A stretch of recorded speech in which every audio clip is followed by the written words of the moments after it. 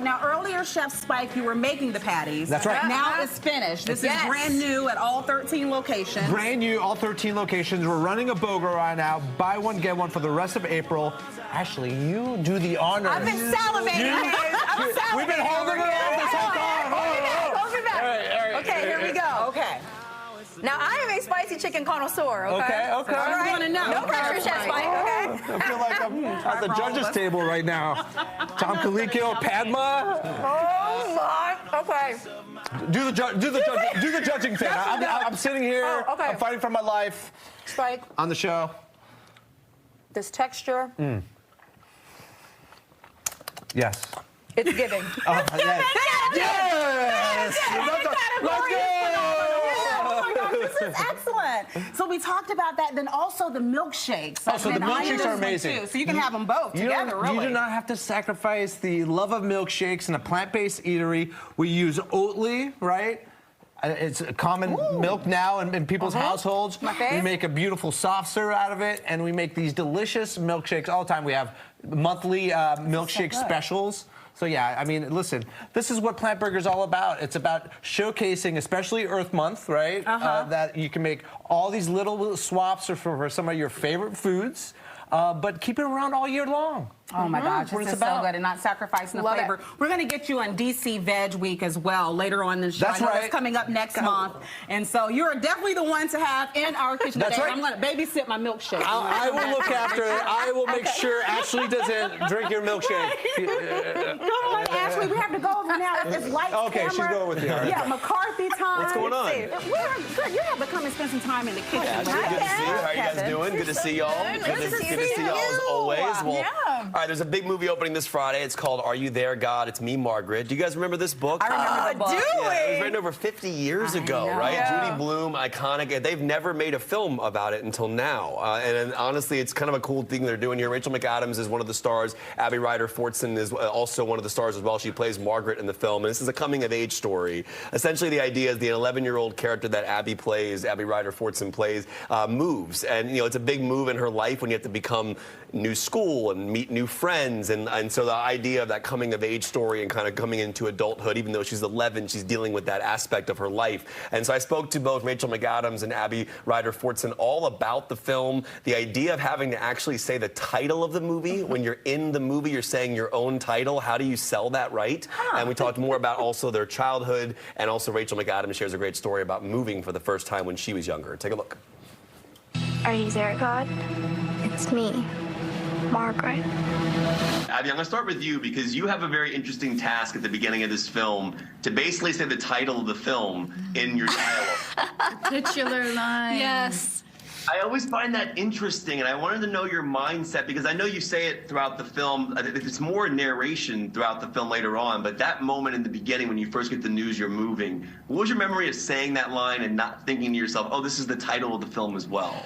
We actually made a point of Kelly. We when we were talking about those lines and doing the ADR for it later, and while we were shooting that scene, we were all saying this can't feel like we're stating the title of the book. It has to feel very real, very natural. And yeah, I love that scene so much. I think it's a really pivotal moment in Margaret's life, and I love it. You did it really well. Oh. Thank you. I've had to do it for press, like, Are You There, God? It's me, Rach, you know, as like a press thing, and I can't even do it with a straight face. Yeah.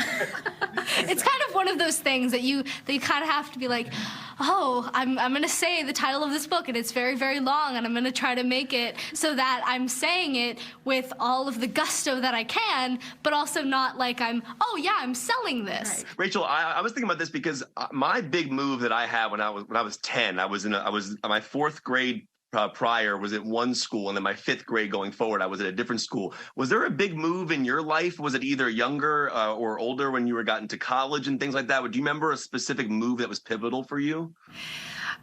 It's so funny because my dad's a mover, but we never moved. He was always moving everyone else. No, I feel really lucky. I grew up I was in my childhood home from 1 until I went off to university at 17. So it wasn't until I was 17 I went to theater school in Toronto. I lived about 2.5-hour drive from Toronto, and that was the big city. And I was like gonna use the subway. And I mean, it was opened up my whole world, and I still have great friends from that time. And I finally felt like I found my place in the world. One thing I love about movie making is the details. I mean, Zimmer's score is brilliant. I mean, obviously having like even the Gracie logo at the beginning, that's a classic logo for me growing up, the James Brooks logo. That gave me like a certain level of comfort. But little details in the set are interesting to me. Like in your room, Abby, you have like a night sky poster or like a different Earth Day poster. For each of you, what were the posters in your rooms growing up as kids? Like if I were to walk into a childhood room, what did you have on your walls? I had a very large poster of the vintage original A New Hope Star Wars thing. I'm a huge Star Wars fan, so I had that for years. I think I had a giant photo of a dolphin that scared me every single night I went to sleep, and I don't know why I kept it up. But I was a huge animal person. I still am. But I wanted to rehabilitate dolphins at some point. Mine is not as exciting. I would tear the pages out of like Teen Beat. I would get like one of those a year at Christmas. Like it was a really big deal. And it was like whoever was in Teen Beat that month, that's who my crush became because that's all I had. So I think it was like Richard Grieco and Joey from New Kids on the Block with, my pretty flowered wallpaper or whatever. All right, so Are You There, God? It's me, Margaret. Hits theaters this Friday. That was Abby Ryder Fortson, who plays Margaret, as well as who plays her mother in the film, the incredible Rachel McAdams, who I love from Mean Girls, and I still have a huge crush on her, by the way. The Notebook. Notebook is iconic. Thinking about her work, I'm like, wow, she has to have one of the most versatile catalogs. And she's in the Marvel films. Doctor Strange. The girl is talented. And I also spotted Kathy Bates. I love Kathy. I lost it when I and her the first she's time. And she's also one of the nicest people on the planet. Yes. Nice. Especially if you see the movie Misery and then you meet her. Yes, I love that movie. But great job and such an insightful question, too, about saying the title of the book in the movie without it sounding that way. It happens all the time. And like you have to sell it in a right way to make it seem like you're not like pointing out the obvious, as she's saying. You don't want to be pulled out of the film. Yeah, but I read that book and I sort of like said it in my head too. Yeah.